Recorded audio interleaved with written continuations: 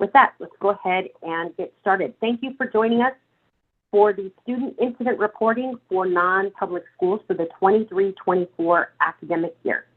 My name is Brandi Jauregui. I am an information technology supervisor with the Special Education Division, California Department of Education. And I'm also joined today by Nathaniel Holmes. He's a client services representative at the California School Information Services. He also is an amazing trainer over at CSIS, and he actually has a lot of expertise with respect to the student incident files. And so he will be available today to answer some of your questions. Also with me, I've got my staff from the Data Evaluation and Analysis team. So Dominic Johnson, as well as Milo New, Joseph Tan, Christopher Williams, are all joining us today, and they will be answering your questions in the Q&A.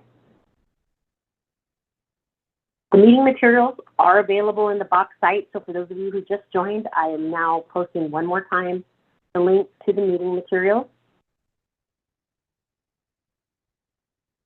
Okay, here's what we're going to talk about today. First, let's talk about how non-public schools actually get data into CALPADS. Then we're going to talk about the specific reporting requirements, data quality issues, and potential causes for those data quality issues, expectations and timeline, and then we're going to go through the required student incident files to give you an idea of what those look like. And as you can see, as we go through this presentation, I do know that we have lots of CALPADS administrators. We have special education data coordinators from local educational agencies joining us today. But this webinar is primarily geared towards non-public school staff. So my hope is that the majority of you are staff members at non-public schools who want more information about the specific reporting requirements, because that's who we're really going to target and focus on today. So let's talk about how the data get reported. Okay. So non-public schools have student information systems locally at those non-public schools. Oftentimes, those student information systems are not the same as student information systems used universally throughout California at public schools. They're sometimes very specific software. Non-public schools track incidents throughout the academic year. They periodically, depending on their master contracts, report that information and those incidents to the districts of special education accountability, which are usually either charter schools or they are local educational agencies with whom they have contracts. And then that district of special education accountability is responsible for submitting data for those students up to CALPADS. So each district of special education accountability is responsible for reporting to CALPADS student incidents for students that are served in NPS schools with whom they have master contracts. And I apologize about the echo. I try to avoid doing computer audio on these webinars, specifically because I've always had issues. So I am calling in on my phone. My apologies, I'll try and move the phone a little bit closer. So what data are required to be reported? So from July 1st to June 30th of the academic year, LEAs and non-public schools are required to track any incidents involving violations of Education Code 48900 or 48915, even if they did not result in suspension or expulsion. So if the student committed a specific statutory offense, even if the district or the non-public school did other means of correction, you are still required to track and report that for purposes of state reporting. In addition to that, you are also required to track and report any incident resulting in behavioral restraint or seclusion. Even if those incidents did not involve Education Code sections 48900 and 48915. Some really key things here, though, when you are reporting incidents of restraint or seclusion, any mechanical or physical restraints that are applied by peace officers or school security personnel are excluded from state reporting. And the same is true with, for involuntary seclusion, it is only reportable when a pupil is alone and they are physically prevented from leaving. But we're going to go over some of those definitions a little further in just a second. So some terminology. When we talk about incidents for purposes of state reporting, an incident is an event resulting in the use of physical restraint, mechanical restraint, or seclusion, or if a statutory offense is committed. So each incident may have multiple students involved, and each student may commit multiple offenses during a single incident. And you'll see examples of that later on in this presentation. Now, an incident result. An incident result is the outcome or result of an incident for a specific student. Okay? One of the things that you should also know is that for one student, there actually may be multiple results for a particular incident. So if a student physically assaulted another student, initially they get in-school suspension for 5 days. And then they may also get 5 days of out-of-school suspension. That both of those results would be reported to CALPADS for purposes of state reporting. Statutory offense. So when we say statutory offense, we mean any of the violations of Ed Code sections 48900 and 48915. So those sections of Ed Code specifically cover offenses for which a student can be either suspended or expelled.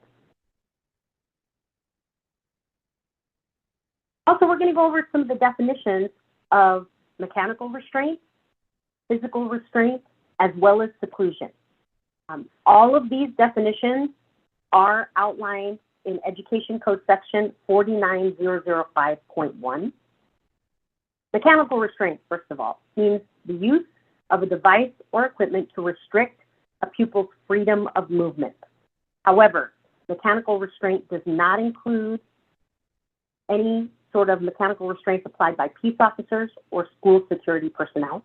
And it also does not include mechanical restraints that are used by trained personnel, and they're using that particular mechanical restraint for what it was designed for. So for example, any adapted devices or mechanical support, vehicle safety restraints, restraints for medical immobilization, or orthopedically prescribed devices.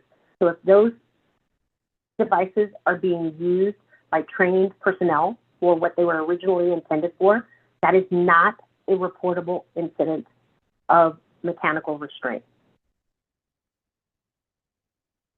Physical restraint means a personal restriction that immobilizes or reduces the ability of a pupil to move their torso, arms, legs, or head freely.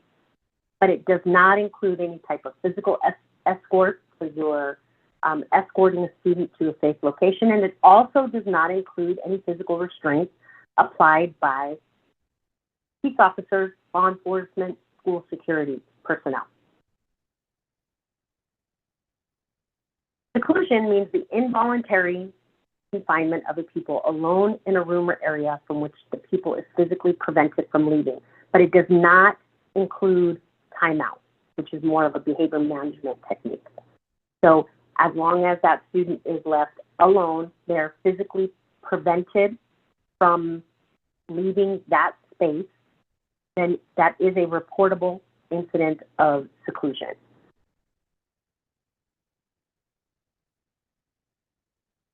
My team, the Data Evaluation and Analysis Unit, the Special Education Division, did some analysis of restraint and seclusion data specifically that was reported not only for all local educational agencies, but we took a specific look at data reporting by the Districts of Special Education Accountability for students attending non-public schools. And based on that analysis, there is strong indications of poor data quality or a lack of data quality, meaning we don't doubt that those incidents are being reported to the appropriate staff within the LEA. However, those data are not making their way into the student information system, and more importantly, they're not making their way into CALPADS for purposes of state reporting. So we're going to talk about that. So what you're looking at is just a really high-level analysis or a sample of a high-level analysis that we did. And what you're looking at is districts with the highest total enrollment in the state where that particular district reported 0 incidents of restraint and seclusion for the 22-23 academic year. Now, what I wanted to point out here is Education Code 49005.1, which is the collection that mandates or the Ed Code that mandates the collection of restraint and seclusion, applies to all students, not just students with disabilities.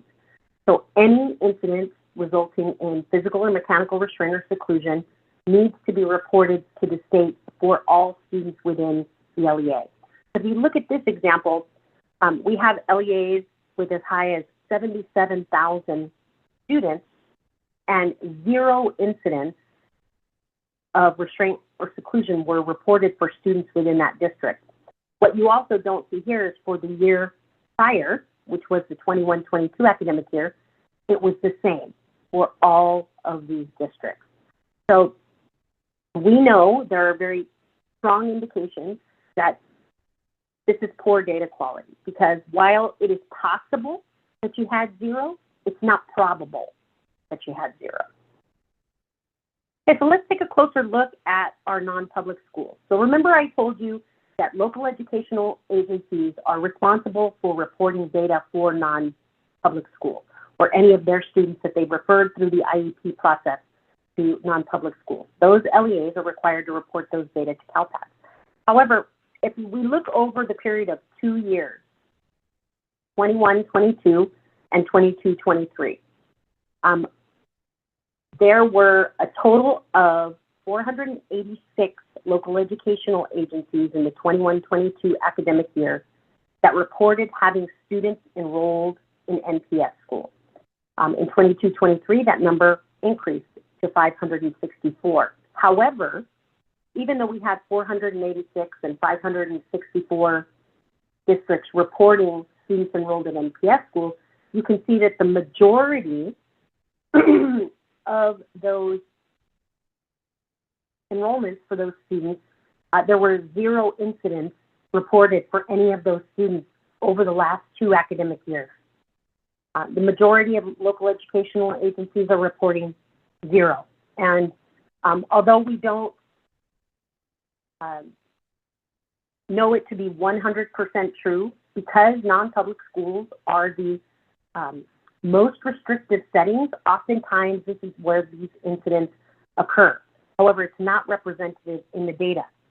Furthermore, when we took a look at each individual NPS school, so we had a total, in 21-22, we had a total of 280 non-public schools for whom enrollment was reported.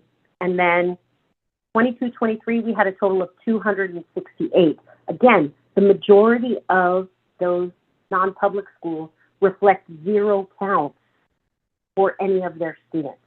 And so we just have to sort of question whether or not it is that the data are accurate, because we think that many of those pieces of information are actually missing from CALPADS, which is why we're doing this webinar today.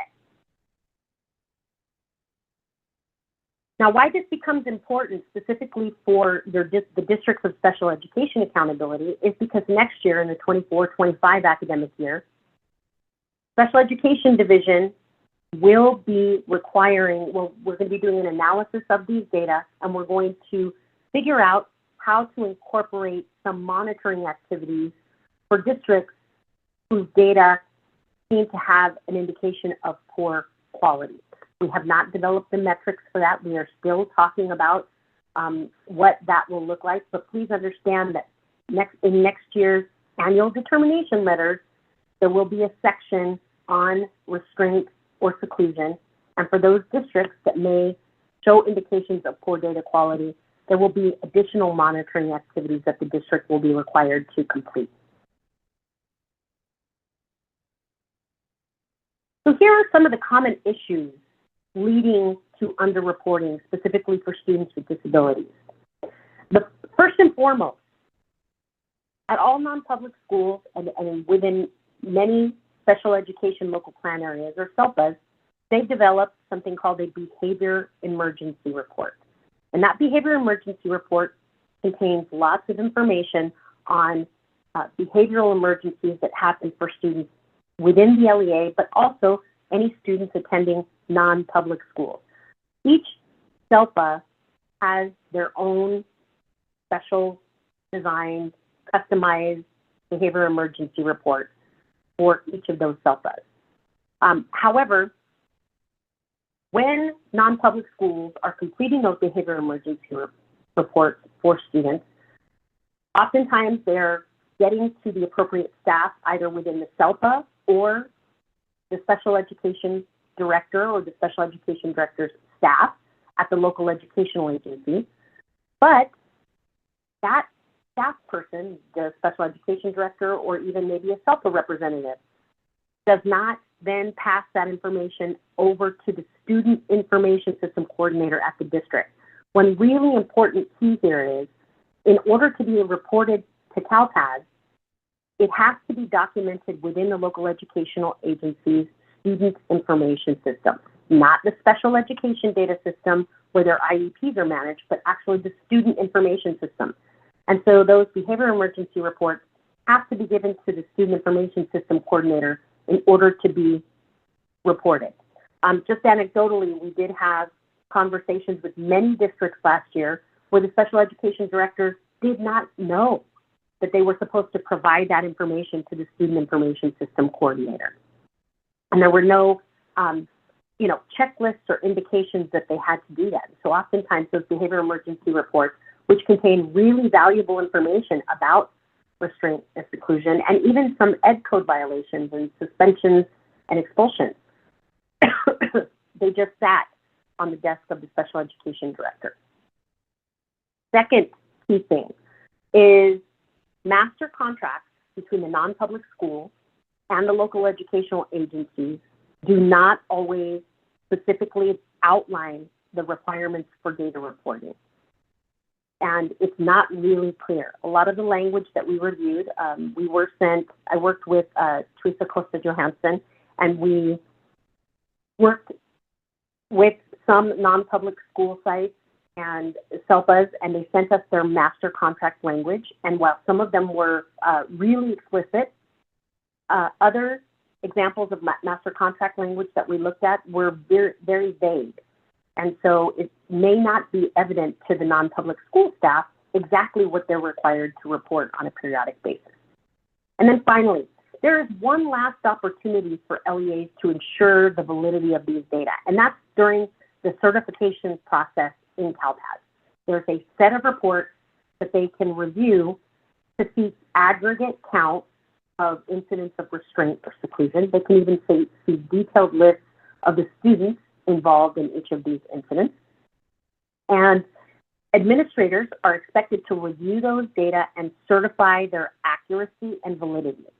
And oftentimes, key administrative staff may not be involved in the review of those reports before certification, or they don't know exactly what they're supposed to be looking for. And so it's really important that your administrators understand, if I have 0 counts of restraint and seclusion, that's not always a good thing, especially if I know that there were behavior emergency reports that should have been entered into the student information system during the academic year. So my unit, the Data Evaluation and Analysis Unit, recently provided each of the SELPAs with 2 years of information on reporting restraint and seclusion over the 21-22 academic year and the 22-23 academic year for each of their member districts. One of the points of data that was provided to the SELPAs also was the count of students that were enrolled in non-public schools, and then the count of incidents of restraint and seclusion that were reported for those students enrolled at those non-public schools. It also included the total counts of students with disabilities that for whom incidents of restraint and seclusion were reported, as well as general education. So the SELPA has an opportunity to go through those data to see indicators of where a district might have to improve its process. So one of the things that we're doing in order to improve this data quality is, number one, we're providing this webinar to all of you.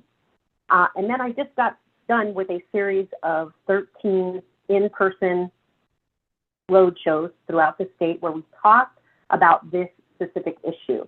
So we talked to your special education data coordinators, we talked to your CALPADS administrators about ensuring that all behavioral emergency reports are entered into the student information system. So we're doing a little bit of outreach, but we're also asking the assistance of SELPA in, number one, identifying districts that may need some process improvement, and then making sure that they understand when there are behavior emergency reports that those need to be documented within the student information system. Let's talk about master contracts, and the next few slides, I will tell you that I did present at the state SELPA meeting in May of 2024, so just last month. And so we, based on our analysis of some of the master contract language, we wanted to make some recommendations. These are not mandated at all. It's just some general guidance when creating master contracts about language that is explicit enough so that the non-public school understands its reporting requirements. So ideally, the language in the master contracts related to data reporting need to include what specific data are required. Not generally, but specific data, the frequency that they should be reported, and then the format in which the data should be submitted. Okay, so master contract language needs to have at least those three components, if not more. And so here is an example of some sample master contract language that we would suggest LEAs try to incorporate when those master contracts come up for renewal. So the contractor shall agree to provide to the LEA all data related to student information and billing information with the local educational agency. Contractor shall agree to provide data related to all sections of this contract, including student incidents as noted below. So using forms developed by CDE or as otherwise mutually agreed upon by the contractor and LEA, contractor shall provide the LEA on a monthly basis a written report of all incidents in which statutory offenses were committed, even if they didn't result in suspension and expulsion, or all incidents resulting in the use of a behavioral restraint and or seclusion, even if they weren't affiliated with an ed code violation. And then furthermore, it goes on to give information about the specific file specifications that are required for reporting to CALPADS, including the student incident file, student offense file, and student incident result file. So this is just some sample master contract language that gives really explicit instruction to the non-public sites on what is required for state reporting. All right, so behavioral emergency reports. Talk about those for a minute. Again, based on our analysis of several behavioral emergency report forms that we saw that are developed by the SELPA, a lot of them are not detailed enough to capture the information that is needed in order to appropriately document this in the student information system. So we made some recommendations to your SELPAs on things that they could add to that behavioral emergency report to make it more easily identifiable when that behavioral emergency report needs to be given to the student information system coordinator and whether or not the incident is reportable to the state. So here are some examples of that. So just asking the question, did the incident that you've documented in the behavioral emergency report involve a violation of Ed Code sections 48900 or 48915? So if the answer is yes, then the incident is reportable and it needs to go to the student information system coordinator. Then it goes on further to ask more information. What was the specific offense that occurred? So within our student offense code sets within CALPADS, each of those pieces of ed code in 48900 and 48915 are outlined and they're codified into a code set. So this link would actually take you to the code set document so that you could look up those specific student offense codes. If it was a weapons-related offense, we also need to know the type of weapon that was used. And those codes are also available in the CALPADS code set document. What were all incident results for a student? Remember I told you, for one student, for one incident, that student could actually have many results. They could have had in-school suspension, out-of-school suspension, and they could even have been recommended for expulsion. So up to, it's an exponential number of results for a particular incident for a student, and all of them should be reported. Also, all of those incident results are codified in the CALPADS code set document as our incident result codes. The other things that you need to know is, if a student was suspended or expelled, what was the duration of the suspension or expulsion? Was instructional support provided to the student? Because instructional support for students with disabilities is required if the student has been removed from their least restrictive environment for more than 10 days. If a physical or mechanical restraint was applied, it's important to know whether or not that physical or mechanical restraint was applied by a law enforcement personnel or peace officer or school security personnel. Because if it was, that incident is not reportable. And then finally, did the incident result in restraint or seclusion, even if it didn't involve an ed code?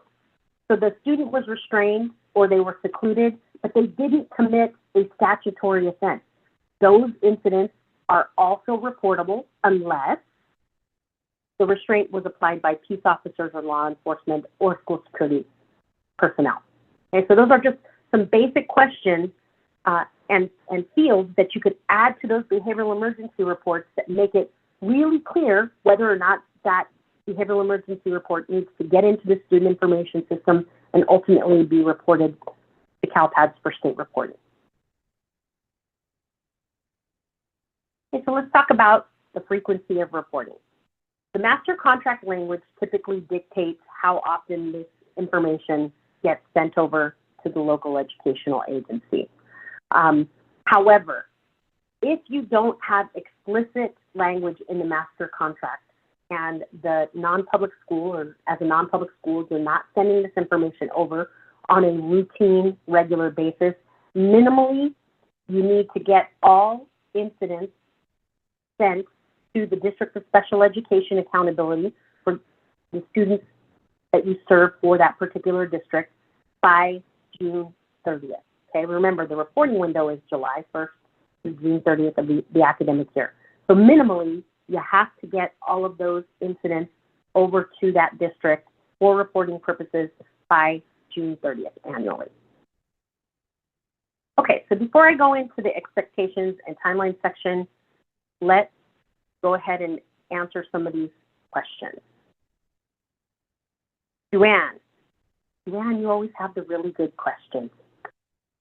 What are some examples of reportable mechanical restraint and physical restraint? So, Joanne, the CDE can't provide specific examples. What we would ask that you do, each district locally, is to, number one, use the education code definitions as an outline. And then each of you have to develop policies in coordination with your local legal staff to ensure that it meets the letter of the law. So we can't give really, really specific examples. We really can't go beyond what's outlined in the ESO. So those processes that you develop locally, just make sure you include legal staff in that development.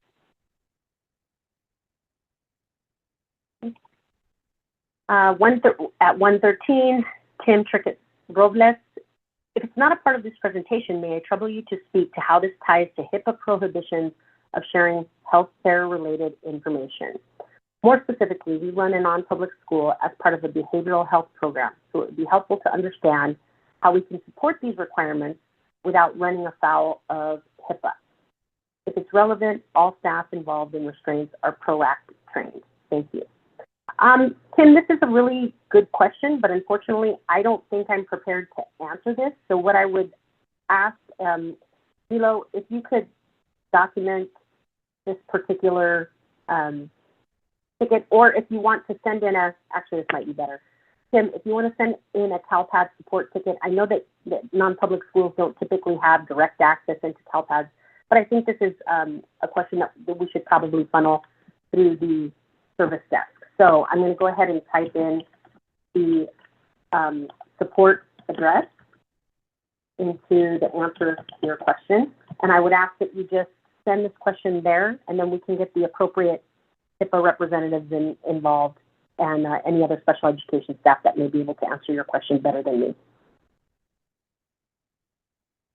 Okay, Anonymous at 122. What if we have a student who should have been restrained, but the staff did not actually physically restrain the student? Rather, the student was followed until they arrived to their home to ensure their safety. Again, I would ask that you read the education code section. If the for physical restraint basically says you are restricting a student's ability to move their torso, arms, legs. So if the staff didn't do any of those things, again, you have to have clear local guidance about whether or not that equals a restraint. Just from an outsider's perspective, does not sound like that occurred. Sorry about that. If my sound is cutting in and out, apologize. Okay, Lou Lichtel from Passageway School. How can instructional support be provided? So instructional support, whether or not instructional support was provided in terms of students with disabilities, essentially means that that student, during the duration of their suspension or expulsion, received the services that were prescribed in their IEP. Okay, so if they've been cumulatively suspended or expelled for over 10 days, they are required to still receive their IEP services. So districts and non-public schools just need to ensure for any student who surpasses that 10-day removal needs to be provided the services prescribed in their IEP. Ramona Rogers, are these requirements the same for a non-public agency?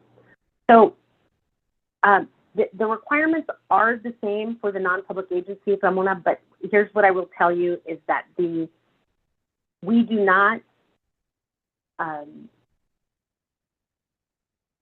NPAs would never show up as a school in CALPADS.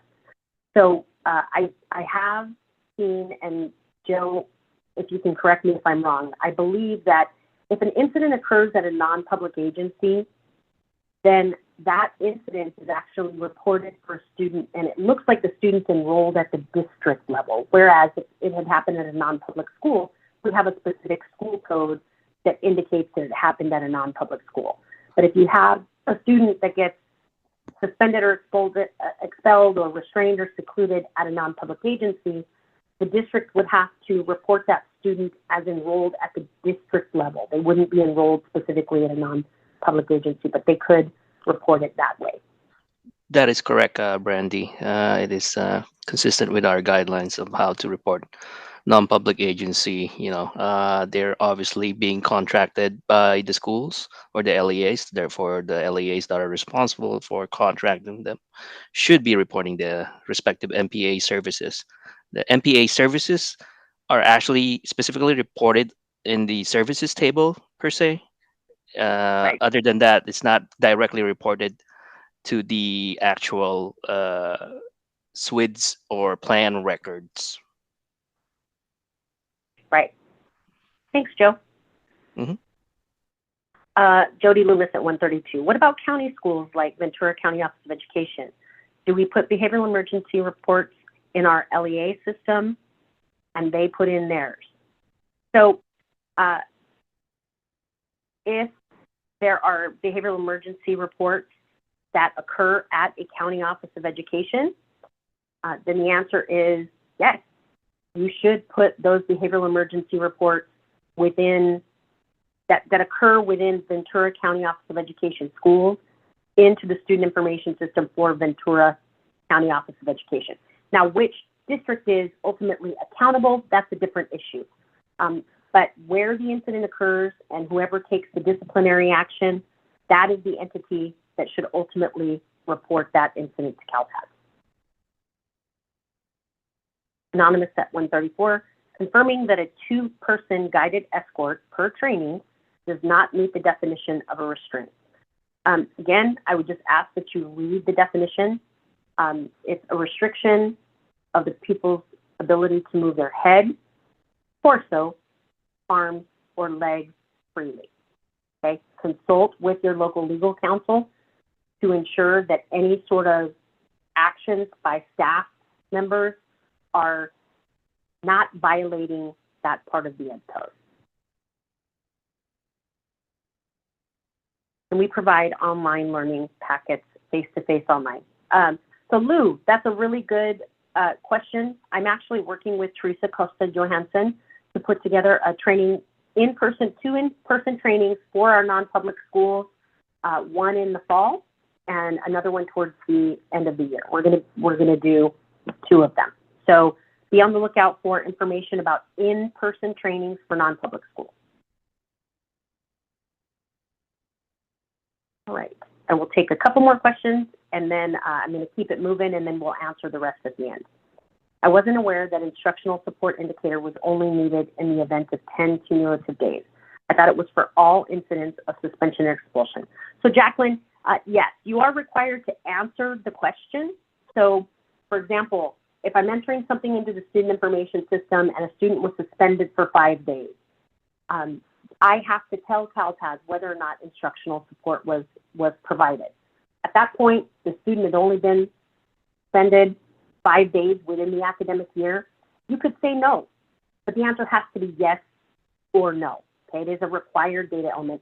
Now, the law says that students with disabilities have to be provided the services prescribed in their IEPs if they've been cumulatively suspended for more than 10 days. Okay, but in terms of answering the question for each incident, you still have to answer that question for each incident. It's just not all students will require instructional support until that 10-day duration is met. One more, our NPS students are not in our student information system, only in CALPADS. Then, you know, if that works for your district, then that as long as you have a process to ensure that all incidents for students attending non-public schools make it into CALPADS, then that is certainly your prerogative.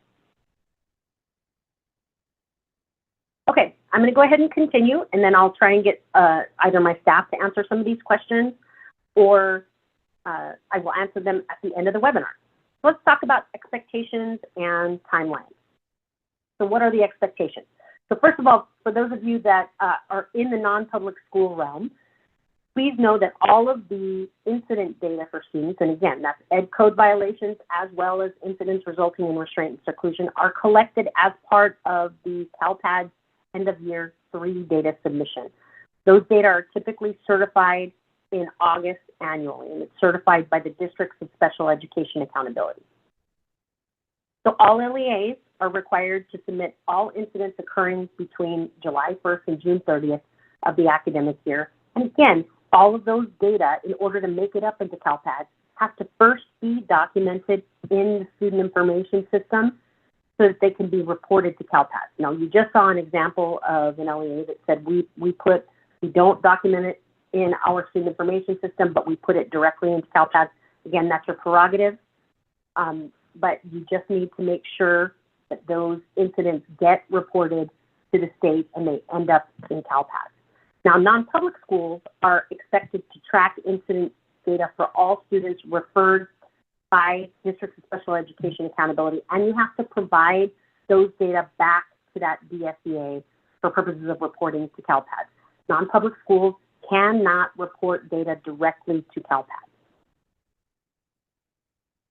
So it's really important that not only local educational agencies, those Districts of Special Education Accountability, have policies and procedures to identify, document, and report all those incidents.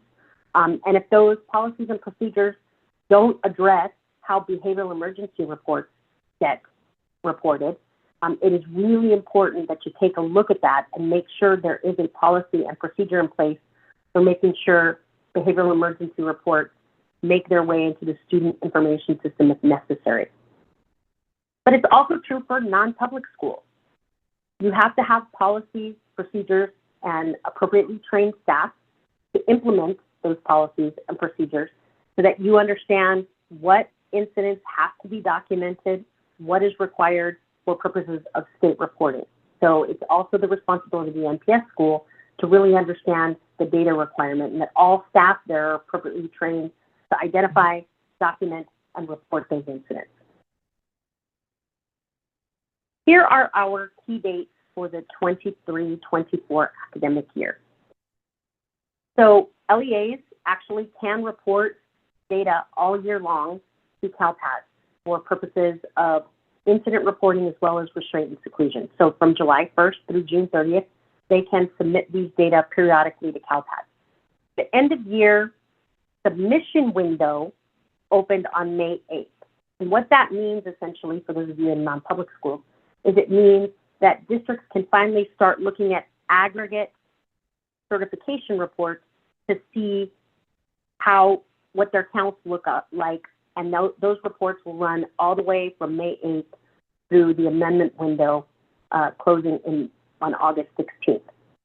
Now the target to get all of your data submitted up to CALPADS and make sure that there are 0 errors, because oftentimes when districts submit the data up to CALPADS, you know that there are errors that occur that you have to resolve before you can even certify.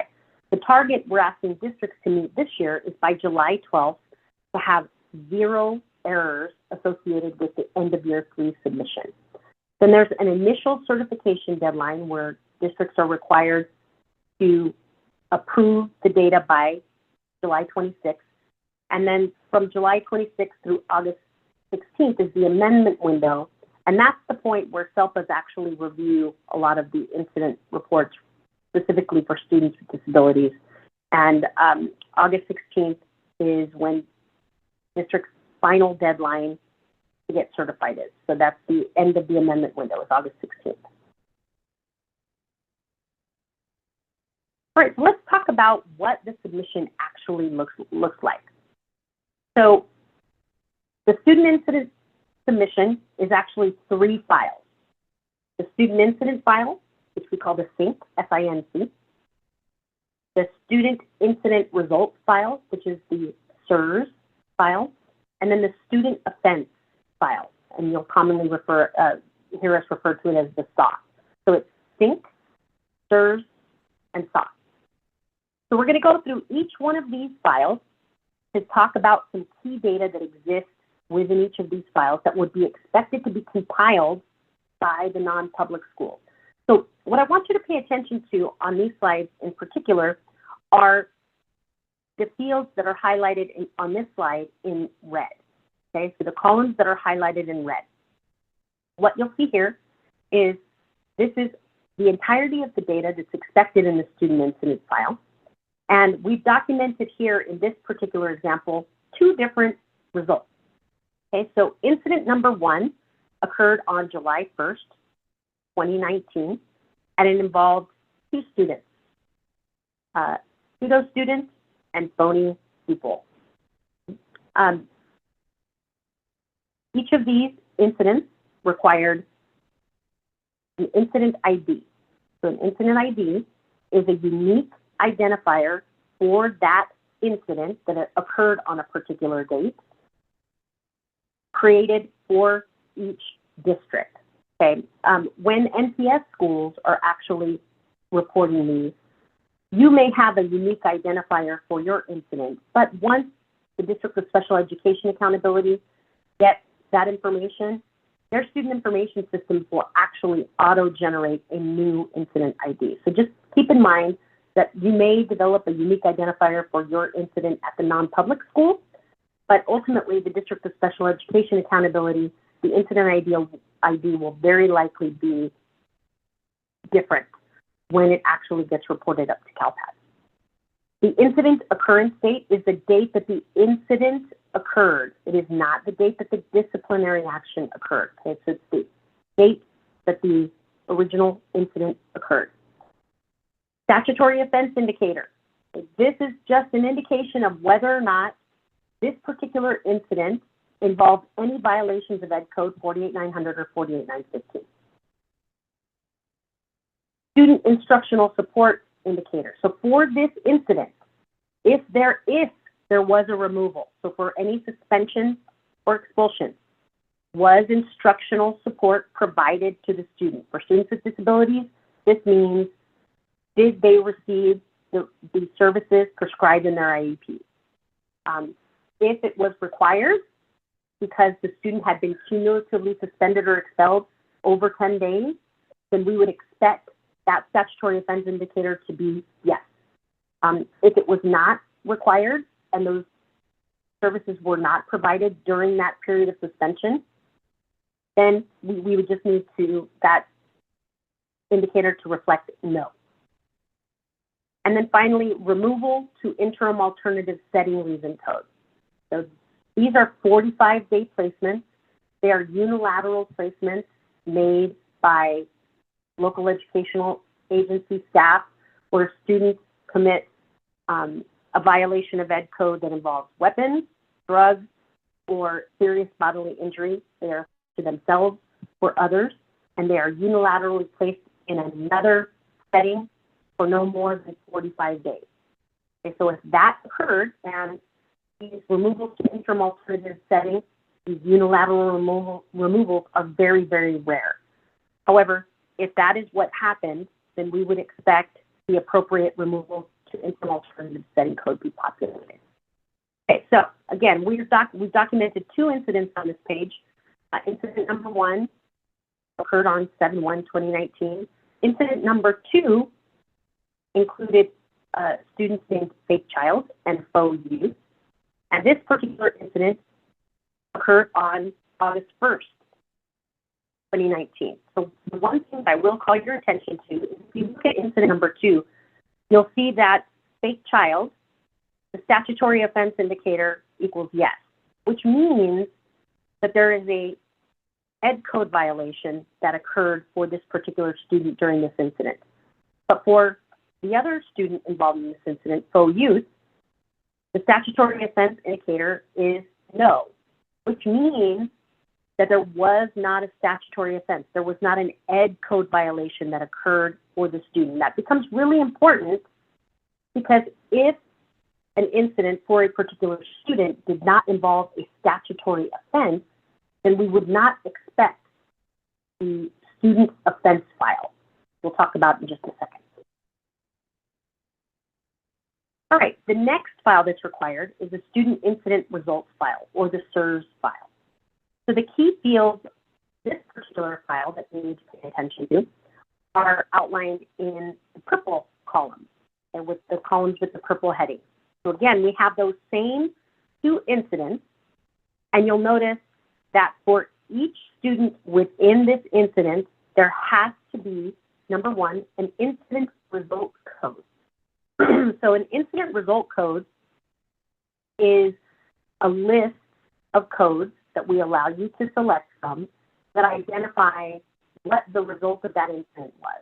So in this case, incident result code 100 for pseudo student in incident 1 was suspension, okay? Because code 100 means suspension. For phony pupil, the incident result was in-school suspension because code 110 equals in-school suspension. And you're also required to populate the incident result authority code. So who was the authority that implemented this particular disciplinary action? Was it the local governing board? Was it a court or judicial officer, an administrative hearing officer? So it requires that you select the authority which administered the disciplinary action. Then for all suspensions and expulsions, and that includes in and out of school suspensions and expulsions, you are required to tell us the duration of that suspension or expulsion. However, duration is not required for incidents resulting in restraint, physical or mechanical, or seclusion. And then finally, the last column, incident result modification code.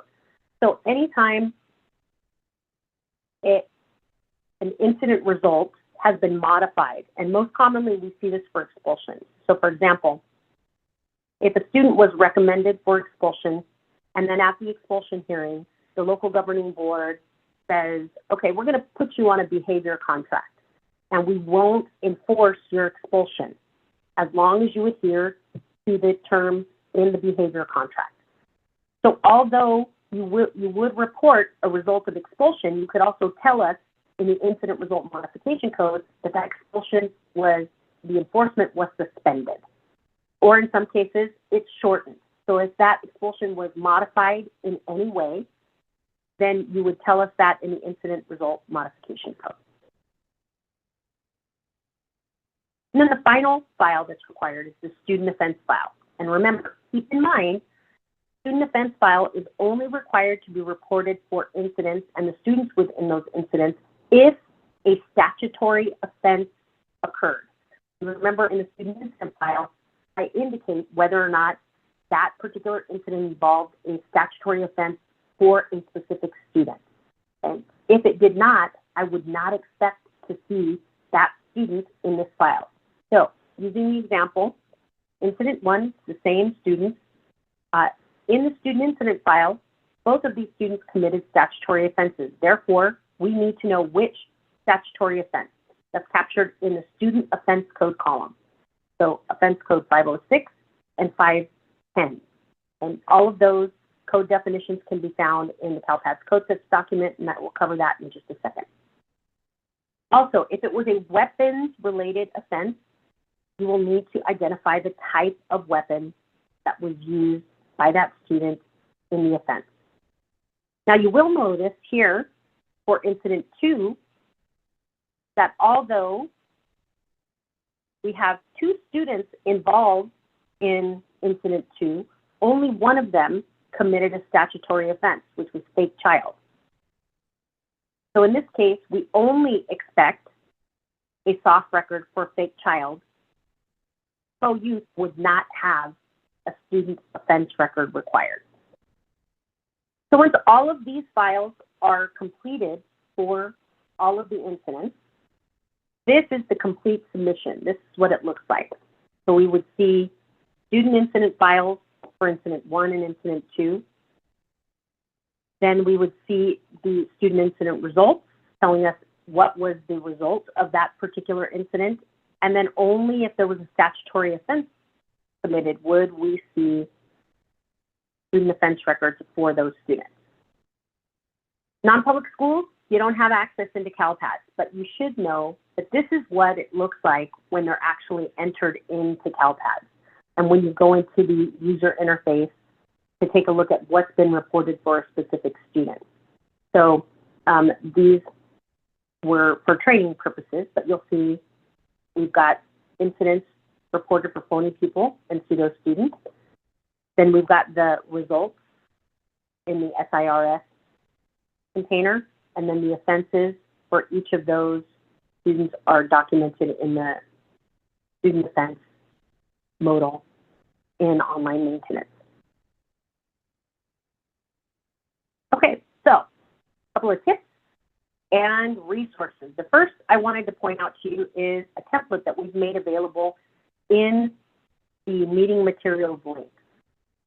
So what I would like to do now is walk you through that template. And again, this is geared more towards non-public schools and providing you some guidance. First of all, this is not a required template.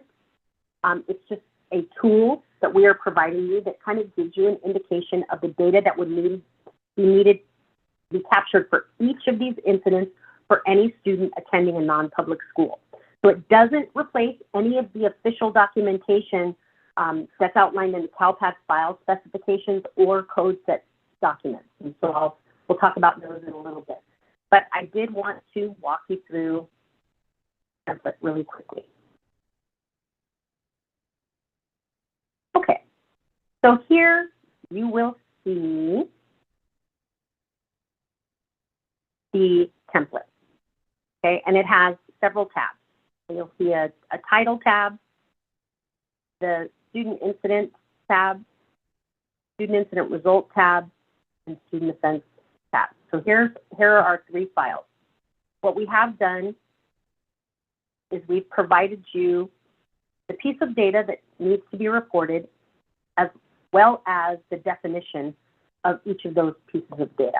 And many of these fields, by the way, are reported on every single file. So you will see reporting LEA, and for non-public schools, this is really the District of Special Education Accountability, whose student you are reporting. School of attendance would obviously be the non-public school. Academic year, statewide student identifiers. So hopefully all of your non-public schools have been tracking the statewide student identifiers.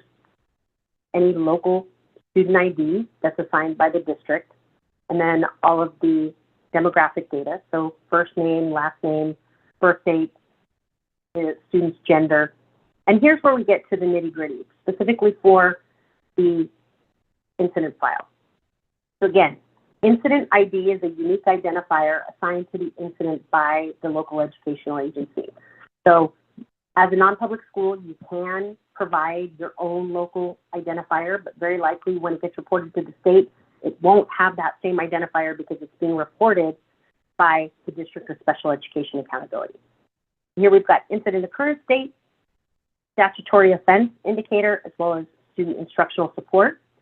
And you'll notice that I've highlighted column N, removal to interim alternative setting reason. So the reason I highlighted this particular column is because it gives an indication that there is a set of values that's required, or a code set. Also, what I've done for you is I've preloaded that code set into this particular column. So you'll see if you select any of the cells in column N, this little prompt says, please select the removal code. So if the student was removed to an interim alternative setting, you need to tell us if they were removed by a hearing officer or school personnel, or if no removal occurred, you could select no interim removal. Okay, there is a code set here. So this is the student incident file. Now, when you're reporting the results, it's, again, much of the same data on the other sheet. But then we get into the fields specifically required for the student incident result. So the student incident result code, the result authority, the duration, as well as the modification code. Again, you'll see I've highlighted columns K, L, and N because these are coded values. So here, it's going to prompt you to select the incident results. You'll notice that all of the incident results are here: out-of-school suspension, in-school suspension, expulsion, other means of correction, no action, physical, mechanical restraint, seclusion, school-related arrest, and law enforcement referral. Okay. Over here, please select the incident results authority. You have 4 options: school or district personnel, court order, hearing officer, local governing board. And then here you would select the incident result modification. Remember I told you for primarily for expulsions, sometimes the local governing board will agree to suspend the enforcement, shorten it, or in some cases there's no modification made to a particular incident result. Okay, those are your 3 options. And finally, in the student offense file, again, it's got much of the same data, but we get to the 2 columns that are needed for purposes of the student offense file. So again, if a student committed a statutory offense, you would be prompted to select the offense code. So you can see here all of these selections, and there are many of them, align to education codes 48900 and 48915. Okay, so you could make one of these selections. And then finally, if it involves a weapon, then you could make one of the following selections: handgun, shotgun or rifle, other firearm, other weapon, or multiple weapons with firearm. And those are the 3 files. Additionally, in this template, we provided you all of the different code sets that are used, along with the definitions for each of them. So here, you'll see the definitions for all of the reasons for removal to an interim alternative setting, all of the incident result codes, okay? Incident result authority, and all of the associated definitions, incident result modification categories, and then student offenses, all of the associated 48900 and 48915 codes. Finally, the weapon category. It also provides you definitions for what each of those mean. So hopefully this template will be helpful for non-public schools if you are reporting these data on a periodic basis to your non-public or your District of Special Education Accountability. You can send this over periodically, or as long as you've agreed upon a format and it contains most of the components included in this template, you can use something like a Google form to provide that information to the District of Special Education Accountability. Okay, let me go back to my PowerPoint. One sec.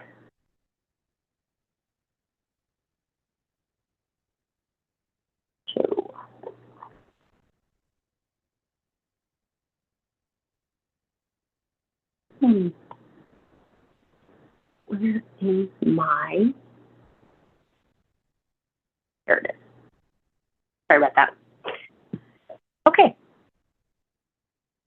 So the CALPADS user manual, the link to the CALPADS user manual is provided at the bottom of this page. So it's documentation.calpads.org. But we do have batch templates. So we did provide you the Excel template as an example and a guide for non-public schools. But if you wanted to look at the full file template, they are provided in the CALPADS user manual, the SINC template, SIRS, and the SOFF template. For those of you that have access to CALPADS, this is in the help menu, CALPADS user manual. Now, the CALPADS file specifications document is a full document that contains information on all of the data that we collect in CALPADS, but it also outlines really specifically in each of these specific files, the SINC, the SIRS, and the SOFF, the name of the data element, the definition, whether or not a code set exists for that particular piece of data. It also has some information about general business rules and whether or not it's required, or if there's any specific validation that's applied to that. So again, this is the primary source of all of the documentation for these 3 specific files, the SINC, the SIRS, and the SOFF. So you should always refer to the CALPADS file specifications document as the official source for these data. And then the CALPADS code set document contains all of the code sets that I actually outlined for you in that template. But again, that is the primary source. There are links to the CALPADS code sets document as well as the file specifications on several of these slides. Okay, so remember, if you have any questions about today's presentation, please feel free to submit a service ticket to calpads-support@cde.ca.gov. And now I'm opening it up for questions. We've got about 24 minutes to be able to answer all of your questions, so I'm going to try and get through them all. And thank you to my staff for answering the majority of these. I just want to say before you answer the questions, Brandi went over how to use the template to transfer informations in that NPS guide. But instead of trying to give your NPS or your NPAs the code sets or the CFS and having them weed through that technical documentation, the relevant code sets for discipline are in subsequent tabs. So it narrows it down and it eases the burden. The important thing is the reporting LEA, the District of Special Education Accountability, has to report the data. The requirement is on you, just like all the other NPS school information. There was a lot of questions about who reports what. The reporting LEA, the District of Special Education Accountability, is responsible for reporting all the information for the student. So you just want to give them these tools so they can communicate with you. Ultimately, you have to report this information. So I just want to remind everybody of that. Thank you. Thank you for that reminder. That's really super important. Okay, at 144, Bhavini Kamarshi. Question from our NPS schools. The problem is that technically we have behaviors that fall into these offense coding categories for property damage and physical injuries, for example. But all of these offenses are behavioral and a direct result of our students' disabilities related to autism. They are never willful offenses.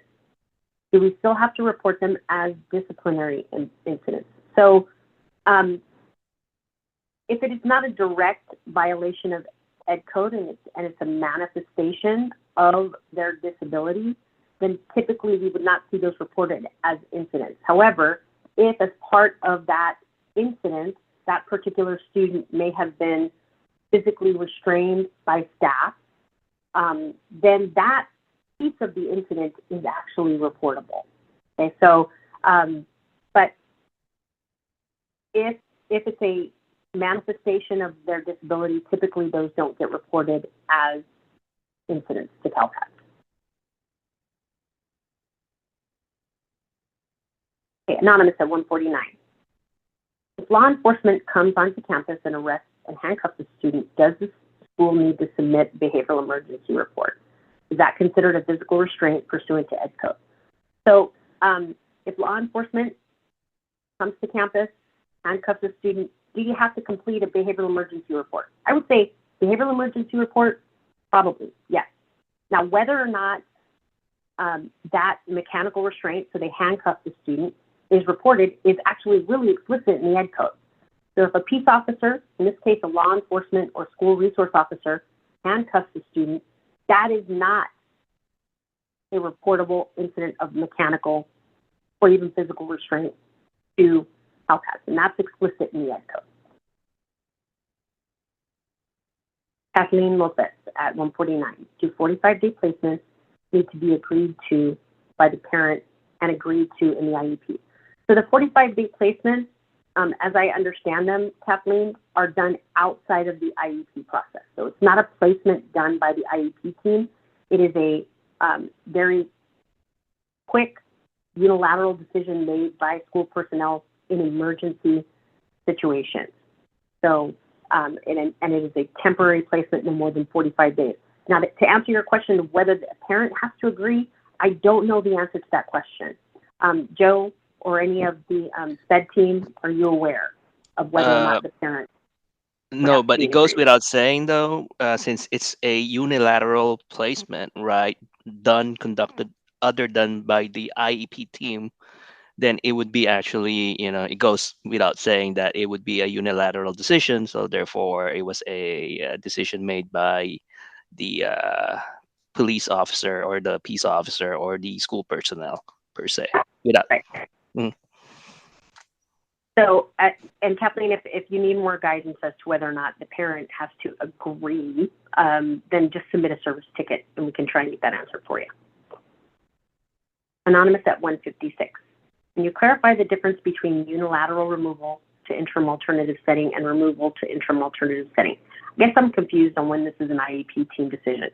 So there are cases where a student is, there's a change in setting that is made as a result of an IEP team decision, but that is not a unilateral removal. A unilateral removal, as Joe said, is a removal that's made typically by school personnel or a court or hearing officer, and it's done outside of the IEP process. Those are required to be reported. Those 45-day placements are required to be reported. So the word unilateral essentially means that it was not a decision that was made by the IEP team. Sandy Carter at 157, just to clarify, are you saying that it is the responsibility of the NPS to upload a behavioral emergency report or incident report in the student information system? No, absolutely not. Okay, it is not the responsibility of the NPS. It's the responsibility of the District of Special Education Accountability, but it is the responsibility of the non-public school to provide that information to the District of Special Education Accountability so that it can be logged into the student information system. Natalia at 2 p.m. Does a student arrest need to be reported if the student was arrested as a direct result of an incident that happened on campus, but the arrest was made a day or two later off campus? If there was a school-related arrest, as I showed you in the student incident codes, you could report a result of that particular incident as a school-related arrest, right? So it's that arrest was a direct result of the incident that the student committed. But remember, we're not capturing the date that the disciplinary action occurred, so we're not capturing the date of the arrest.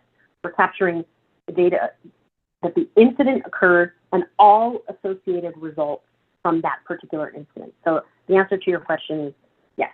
In this case, you would report the school-related arrest. Anonymous at 203, can you please discuss the transcript process and which entity, LEA or NPS, are responsible for maintaining the official transcript? With respect to transcripts, I don't want to speak to who's responsible for maintaining the student transcript between an NPS and a District of Special Education Accountability. That might be something that's covered in the master contract. But if you want the answer to this question or any guidance that the CDE has, I would ask that you submit this as a ticket, and we can get some guidance from our non-public schools office. Anonymous attendee, would I enroll the student in one of my elementary schools, or do you create a holder school that just hosts NPS students? So I'm assuming this is an LEA asking this question. So typically what LEAs do, and CALPADS actually provides each district with sort of a generic non-public school code, and that code is 0000001. So every district in the state, including independently reporting charters, has this school 001 that they can report students into. So within your student information system, you want to work with your student information system vendor or with other staff in your district that may know how to do this, but you would create this NPS placeholder school within your student information system with a code of 0000001. And that way, all students that are referred to non-public schools, and it may be many non-public schools, could actually be enrolled and housed in school 0000001. But again, I would really talk with your student information system vendors to learn how specifically to do this within your student information system. Aaron Watts at 210. Is there a resource that provides specific examples and non-examples of restraint and seclusion?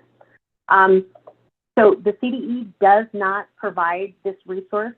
Again, I would work with your pupil service staff at your districts, with your legal counsel, and work with them on specific guidance and examples within your district that align to the law of reportable incidents of restraint or seclusion and what that looks like in your district.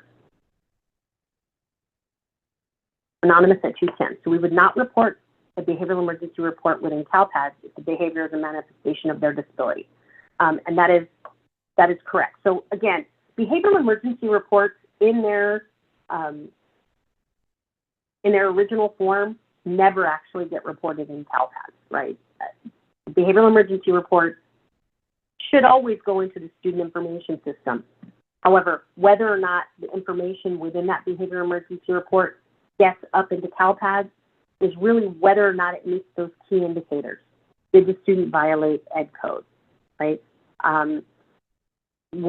Did it involve any incidents of or results in any restraint or seclusion? So it's some of those key indicators, and then your student information systems can kind of look through those key indicators and decide whether or not that's a reportable incident. You have a SPED student in an NPS facility where they reside year-round. Some of the behavioral emergency reports are on weekends or after school hours. Those have to be reported. So any incident that occurs in a residential facility is very important. So when the student is in the residential portion of that non-public school, those incidents are not reportable. However, if they occur within the school of that non-public facility, then they are required to be reported. Shortest at 211. What are acceptable 45-day placements right now? We do not have a lot of options in LA County. You know, Lourdes, I don't have a good answer for you. If you want to submit a ticket, we can try and get somebody who might be able to answer that question for you. Jacqueline at 214. The problem we face is that with the IEP process requirements, you will eventually need to update the IEP during a 45-day placement. And if the parent does not sign that IEP, then you are technically in stay put with their last agreed to IEP, or their IEP is not going to be implemented as it was written for their entire 45-day placement.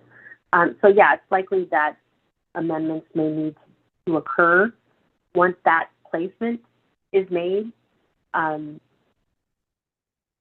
But how you report that incident, let me be clear, is if it was a unilateral removal. So if the IEP team did not make the placement, you report it as a removal to an interim alternative setting. Whether or not the IEP team has to make decisions about the student's IEP implementation while in that placement is another issue. Anonymous at 214. How can an NPS know if a contracting LEA has reported their data on CALPADS? That is a really good question. There's an NPS field, right? Brandi, I'm sorry to interrupt. Oh, no. Okay, sure. Yes, there is. But how can they ensure that the data that the NPS is sending them is getting reported? And I don't know if there's a really good answer for that. I do know that we do make some public reports available at the state level for discipline in DataQuest. But and oftentimes, if you look at a particular district and you look at the non-public school code, remember I told you all non-public school students are reported for each district within school 001. But it doesn't necessarily mean that you're going to be able to decipher whether or not it's your specific student within your non-public school. So I don't have a really good answer for you. I mean, I think it's a really good question. And maybe we can brainstorm some processes that you can develop locally to ensure that those students were reported correctly. Do you have anything else to add, Joe? I was about to say that is actually correct. The burden now lies between you and your LEA, and that's why a close consultation or meaningful consultation, that is what the federal guidance would provide you, to ensure that you're coordinating, both your IEP implementation and your public reporting and federal reporting, state and public. Thanks, Joe. Okay, Bavini at 214. Brandi, thank you for clarifying that incidents that are a direct manifestation of the student's disability should not be reported unless the student is restrained or secluded in that incident. So then, if a student is restrained or secluded, and this incident needs to be reported, say there was property damage. Even though this is on the Ed Code list of offenses, should this be marked as a statutory offense with a SOFF record? So I would definitely consult with your local legal counsel, but just on its face, I would say that no, this shouldn't be marked as a statutory offense, particularly again if the incident was a direct result of a manifestation of the student's disability. But you should report any restraint or seclusion that occurs if in fact that restraint or seclusion meets the definition of the Ed Code, 4890005.1. Anonymous at 214, what are examples of incident reports? Do they get uploaded to the SIS as well? These are reports that do not lead to behavioral emergencies. So I believe incident reports are typically filled out. One example is a 45-day placement, right? So 45-day placement may actually lead to an incident report. I have, and I'm just hearing this anecdotally from SELFA. Okay, so I have never seen any examples of incident reports. But if any of the participants on this call actually have examples of incident reports and how you utilize them, I would encourage you to post that in the chat for this particular attendee if you do have examples of that. Can the NPS CALPADS data be disaggregated from LEA statewide data? So do we know which incidents occurred at which specific NPS schools given the data that are reported? The answer to that is yes. LEAs are required to identify within that generic school code 000001. They're also required to identify the specific non-public school that the student is enrolled at. So the data are available. However, we do not publicly disaggregate data for specific non-public schools. Christopher Pearson, in my student information system, I have an NPS school. It's CDS code 00001. But what enrollment status do I put them in as? 10, 20, 30, or 50? It's a great question, and it's an easy one. So all students enrolled at non-public schools should have a primary enrollment status, which is enrollment status code 10. Anonymous at 216. And I'll take questions for about another 5 minutes. If we're not able to get through all of these, we will follow up with, or I would just ask if I don't get your question answered, please go ahead and submit a service ticket, and then we can answer it through the service desk. If an incident is reported to the non-public school that took place off campus and outside of school hours, but school personnel are the ones to report to the police, do we still need a behavior emergency report? I don't want to answer this question because I'm not sure I know exactly how to answer it. So if you could just submit a service ticket, CALPADS-support at cde.ca.gov, we can try and get that answered for you. Sometimes incident reports I receive from NPS schools may be the student has a rash, which I would think would not be entered into the system. I also get many incident reports from the residential treatment center. Student elopes, they're on AWOL site, but no holds, inappropriate conduct, medical refusal. Right. So what is reported in a behavioral emergency report or even incident reports, or just giving some examples, may not always result in a reportable incident. Okay, but it's really important that on any of these incident reports or behavior emergency reports that you have key identifiers that may give an indication that it is reportable to the state. That is really important. So even if it's not on the form, you have to have a process where key staff are looking for those things so that all of those incidents, if they are reportable, get reported to the state.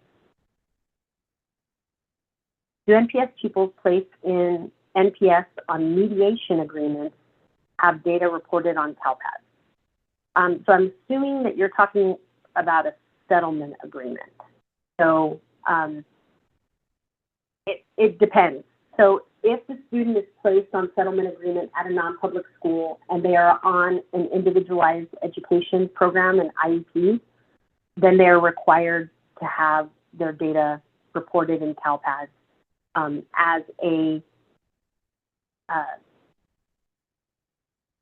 responsibility of the district, right? But if they're parentally placed in a non-public school outside of the IEP process,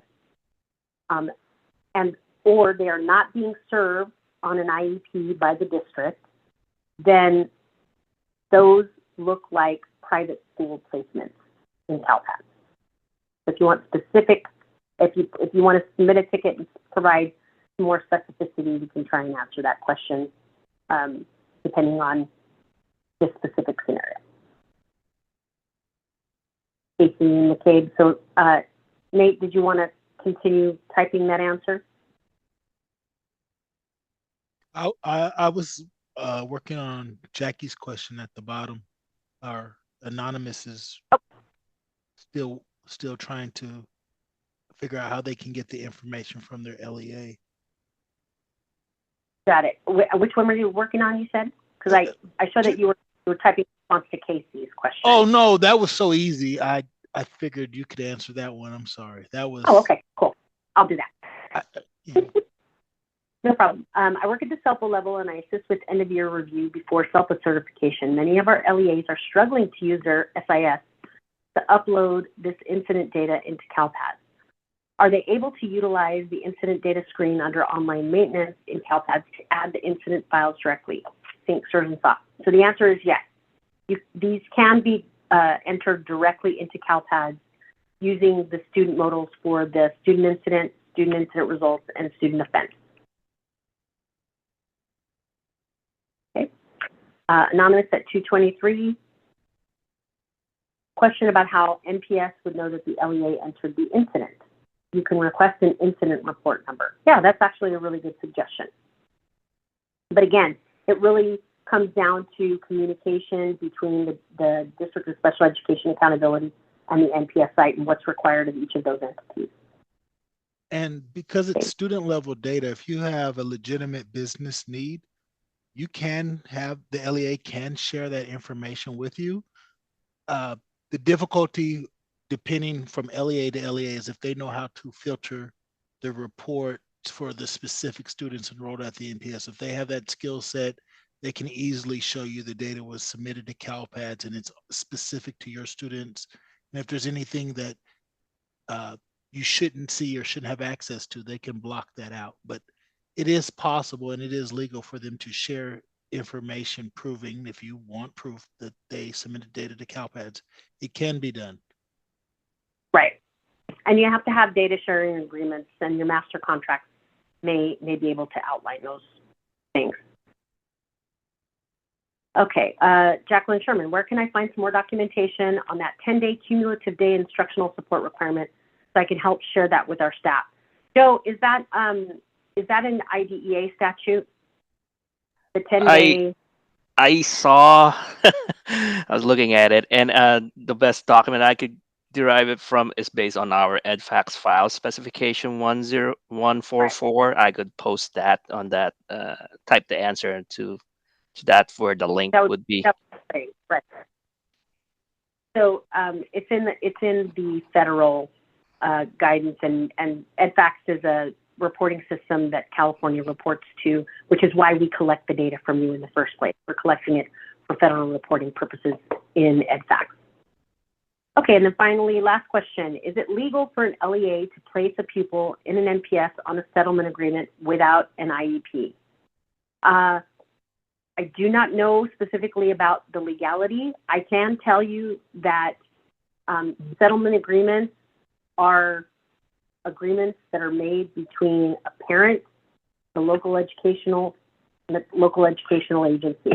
The legality of it, I can't speak to any of that because typically their legal staff are involved at that level. An LEA may not place a student for purposes of IEP team placement into an NPS, they have to be on an individualized education plan. But if a settlement agreement is involved and the parents want the student placed at an NPS site, but it was not a recommendation of the IEP team, we have seen instances of that where the student will be placed there, but they're not actually being served by the district on an IEP. We've seen instances whether or not it is legal. That's a question you need to talk to your local legal counsel about with respect to those settlement agreements. Okay, thank you everyone for attending today. Remember, if you have any further questions, please reach out to us at the CALPADS service desk, calpads-support@cde.ca.gov.